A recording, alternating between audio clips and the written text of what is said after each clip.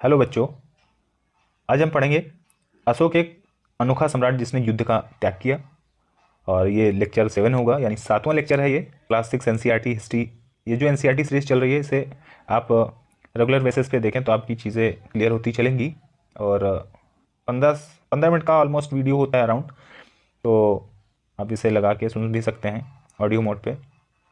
और वीडियो को लाइक करके साझा कर दें। चैनल पे पहली बार आएँ तो चैनल को सब्सक्राइब अवश्य कर लें। टेलीग्राम चैनल का लिंक मैंने डिस्क्रिप्शन बॉक्स में दे दिया है, उससे ज्वाइन कर सकते हैं। वहाँ पे सभी प्रकार के पीडीएफ दिए जाते हैं। तो फ्रेंड्स, ये है एक अशोक स्तंभ, जैसा कि आप देख रहे हैं। एक बहुत बड़ा राज्य था, एक साम्राज्य था। साम्राज्य और राज्य में क्या अंतर होता है वो आगे बताएंगे। अभी यहाँ पे हम पढ़ लेते हैं कि ये शेर का जो चित्र देख रहे हैं आप, इनको नोटों में भी देखते हैं। उनका एक लंबा इतिहास है। क्या है इतिहास? उन्हें पत्थरों को काट कर बनाया गया, फिर उन्हें सारनाथ में एक विशाल स्तंभ पर स्थापित किया गया था।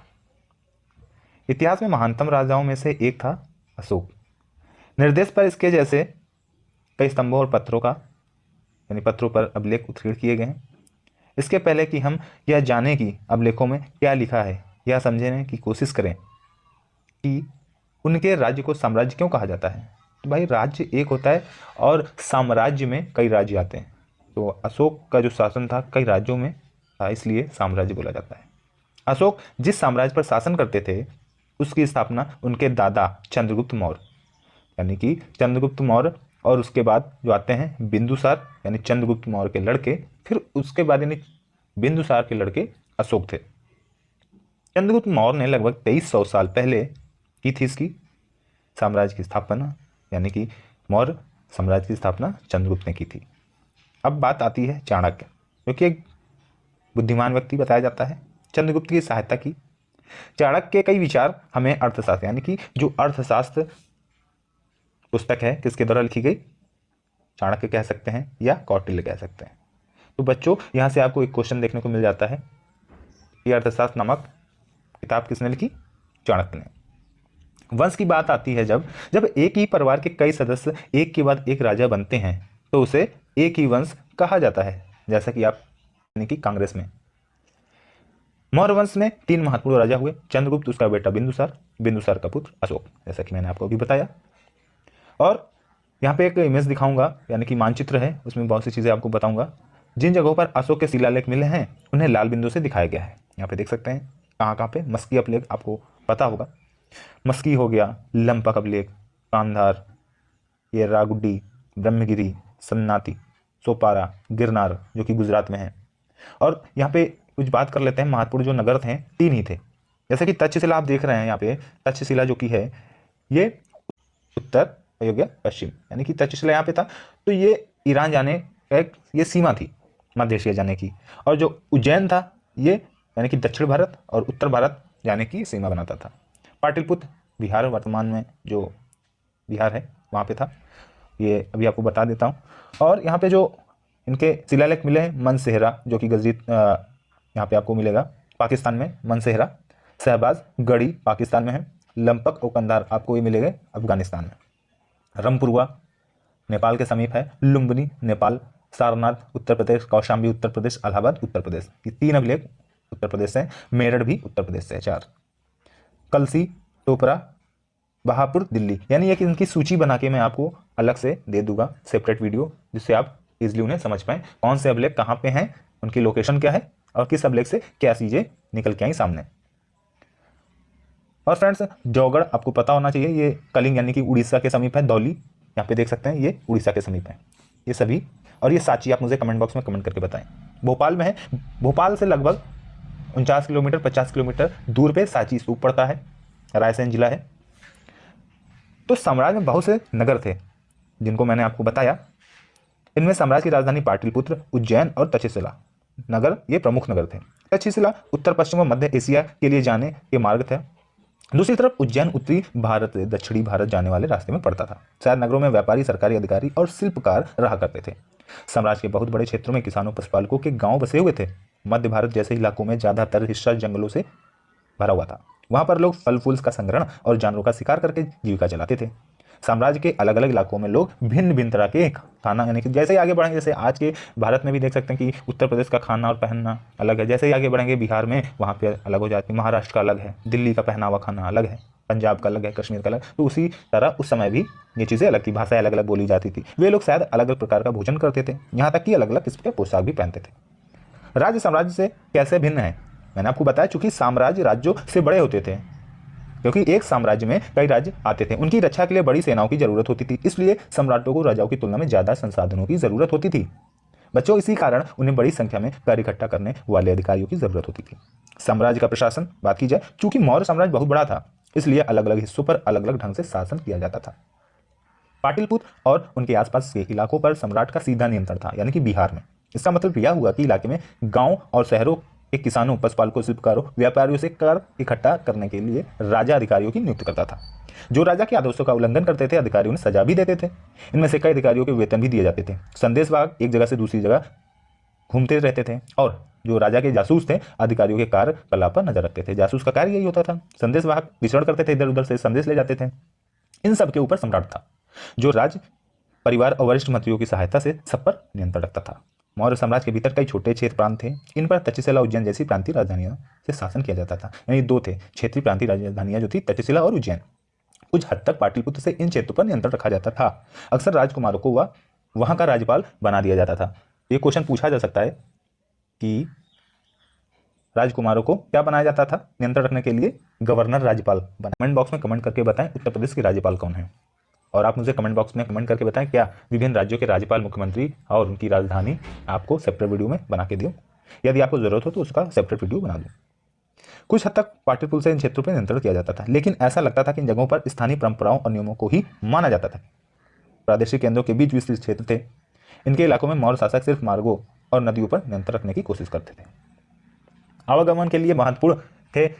यहाँ से उन्हें भी जो भी संसाधन कर और भेंट के रूप में मिलते थे, उन्हें इकट्ठा कर लेते थे। उदाहरण के लिए अर्थात में यहाँ लिखा है कि उत्तर पश्चिम के लिए कंबल, दक्षिण भारत जैसा कि सोने, कीमती पत्थरों के लिए प्रसिद्ध था।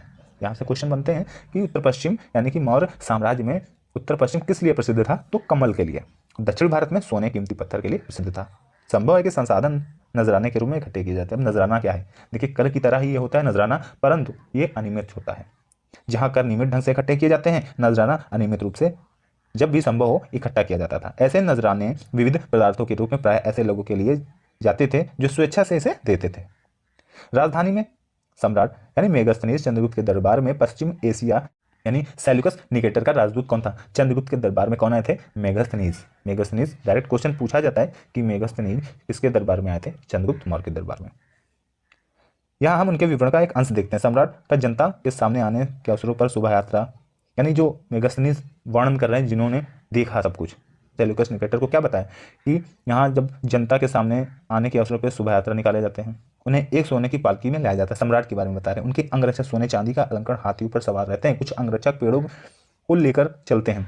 इन पेड़ों पर प्रशिक्षित तोतों का एक झुंड होता है जो सम्राट के सिर के चारों ओर चक्कर लगाते रहते हैं। राजा संभवतः हथियारबंद महिलाओं से घिरे होते हैं। वे हमेशा इस बात से डरे रहते हैं कि कोई उनकी हत्या ना कर दे। उनके खाना खाने से पहले उनका खास नौकर उस खाने को भी चखता है। और पाटलिपुत्र वर्तमान का पटना के बारे में कुछ जानकारी है। यह एक विशाल और खूबसूरत नगर है। यह एक विशाल प्राचीर से घिरा है, जिसमें 570 बुर्ज और 64 द्वार हैं। 2 और 3 मंजिल वाले घर लकड़ी और कच्ची ईंटों से बने। राजा का महल भी काठ से बना है, जिसे पत्थर की नक्काशी से अलंकृत किया गया है। यह चारों तरफ से उद्यानों, चिड़ियों के लिए बने बसेरों से घिरा हुआ है। और अंत में जंगल वाले इलाके आते हैं। यहाँ पे आपको पता है कि वही लोग रह सकते थे जो स्वतंत्र रहते थे, यानी कि काफ़ी हद तक स्वतंत्र थे। और उसमें यह उम्मीद की जाती थी कि वे मौर्य पदाधिकारियों को हाथी, लकड़ी, मधुमोम जैसी चीज़ें लाकर देते थे। अशोक एक अनोखा सम्राट। अशोक मौर्य वंश के सबसे प्रसिद्ध शासक थे। वह ऐसे पहले शासक थे जिन्होंने अभिलेखों द्वारा जनता तक अपने संदेश पहुंचाने की कोशिश की। अशोक के ज़्यादातर अभिलेख प्राकृतिक और डायरेक्ट, अभी ये क्वेश्चन पूछा जाएगा, आप मुझे बताइएगा। यहाँ पे आप देख लीजिए, जो मैं चीज़ें ओवरलाइन या आपको पिक करके दिखा रहा हूँ, उन्हें आप गौर से पढ़िएगा। तो ये प्राकृत और पाली भाषा में इनके अभिलेख थे। ज़्यादातर जो भी अभिलेख थे प्राकृत और ब्राह्मी लिपि में थे। कलिंग युद्ध का एक वर्णन है, आप इसे देख सकते हैं। धम्म, जो कि धर्म का प्राकृत रूप है। ये पूछ सकते हैं आपसे कि धम्म किस भाषा का शब्द है, तो प्राकृत भाषा का शब्द है। और फ्रेंड्स, यहाँ पे देख सकते हैं कि कलिंग, जो कि उड़ीसा का प्राचीन नाम है। अशोक ने कलिंग को जीतने के लिए एक युद्ध लड़ा। लेकिन युद्ध ने जो हिंसा और खून खराबा देकर उसे युद्ध में वितृष्णा हो गई। तृष्णा का मतलब होता है प्यास, तो प्यास बुझ गई उसकी, एक तरह से जो युद्ध करने की चाहत थी वो खत्म हो गई। उन्होंने निर्णय लिया कि वे भविष्य में कभी युद्ध नहीं करेंगे। अब इनका धर्म क्या था? कोई कर्मकांड नहीं था इनका धर्म। अशोक के धर्म में किसी देवी देवता की पूजा या किसी कर्मकांड की आवश्यकता नहीं थी। उन्हें लगता था कि जैसे ही पिता अपने बच्चों के अच्छे व्यवहार की शिक्षा देते हैं, वैसे ही यह उनका कर्तव्य है, राजा का कर्तव्य है कि प्रजा को निर्देश दे। वे बुद्ध के उपदेशों से भी प्रेरित हुए थे। ऐसी कई समस्याएं थी जिनके लिए उन्हें संवेदनाएं थी। उनके साम्राज्य में अलग अलग धर्मों को मानने वाले लोग थे। इससे कई बार टकराव पैदा हो जाता है। और ये जो अशोक का धर्म है काफ़ी महत्वपूर्ण है। आप इसे अपने जीवन में भी उतार सकते हैं। जानवरों की बल चढ़ाई जाती थी, दासों और नौकरों के साथ क्रूर व्यवहार किया जाता था। इनके अलावा परिवार में और पड़ोसियों के बीच झगड़े होते रहते थे। अशोक ने यह महसूस किया कि इन समस्याओं का निदान उनका कर्तव्य है, इसलिए उन्होंने धम्म महामर्त नाम के अधिकारियों की नियुक्ति की, जो जगह जगह जाकर धर्म की शिक्षा देते थे। यानी धर्मात्मा का अधिकारियों जो थे, इनका काम क्या था? हर जगह जाते थे और धर्म की शिक्षा देते थे। इसके अतिरिक्त अशोक ने अपने संदेश में कई स्थानों पर सीलों और स्तंभों पर खुदवा दिए। अधिकारियों को यह निर्देश दिया गया कि वे राजा के संदेश को उन लोगों को पढ़कर सुनाएं जो खुद पढ़ नहीं सकते। अशोक ने धर्म के विचारों को प्रसारित करने के लिए सीरिया, मिस्र, ग्रीस और श्रीलंका में भी दूत भेजे। उन्हें सड़कें बनवाई, कुएं खुदवाए, विश्राम गृह बनवाए। इसके अतिरिक्त उन्होंने मनुष्यों और जानवरों की चिकित्सा की भी व्यवस्था की। प्रजा के लिए अशोक के संदेश क्या थे? लोग विभिन्न अवसरों पर अनुष्ठान करते हैं। उदाहरण के लिए जब वे बीमार होते हैं, उनके बच्चे का विवाह होता है, बच्चों के जन्म पर, और जब यात्रा शुरू करते हैं तब वे तरह तरह के अनुष्ठान करते हैं। ये कर्मकांड किसी काम के नहीं है। इसके बदले यदि लोग दूसरी रीतियों को माने, वह ज़्यादा फलदायी होंगे। जैसे अपने दासों नौकरों के साथ अच्छा व्यवहार करना चाहिए, बड़ों को आदर करना चाहिए, सभी जीवों पर दया करना चाहिए और ब्राह्मणों और श्रमणों को दान देना चाहिए। उनका धर्म यानी धर्म के काम ये अशोक के अनुसार थे। अपने धर्म की प्रशंसा या दूसरे धर्म की निंदा करना, दोनों ही बातें गलत हैं। हर किसी को दूसरे धर्म का आदर करना चाहिए। यदि कोई अपने धर्म की बड़ाई या दूसरे धर्म की बुराई करता है तो वह वास्तव में अपने धर्म को ज़्यादा नुकसान पहुंचा रहा है। तो आप लोग इस चीज़ से सीख सकते हैं कि मेरा धर्म अच्छा है, उनका धर्म बुरा है। ऐसा नहीं है, सभी धर्म अच्छे हैं, सभी धर्मों का सम्मान करना चाहिए। इसलिए हर किसी को दूसरे धर्म के प्रमुख विश्वासों को समझने की कोशिश करते हुए उनका आदर करना चाहिए।